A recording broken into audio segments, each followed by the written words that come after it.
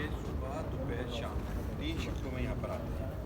और क्या कहते हैं जो है ये चिल्ड मतलब एसी चल रहा होता है। कुछ लोगों को हमने लैपटॉप्स दिए हैं, 8,000 से ज़्यादा सर ने लैपटॉप इसमें डिस्ट्रीब्यूट बनाए। 5,000 बच्चे ईच शिफ्ट में और पूरा वीक आता साथ वो हैं जो हैदराबाद से और दूसरी जगहों से आते हैं, और वो जो है फिर क्या कहते हैं करते हैं और फिर उसके बाद वापस चले जाते हैं। एक अदद तस्वीर मैं ही खींच लूँ आपकी, कैमरामैन तो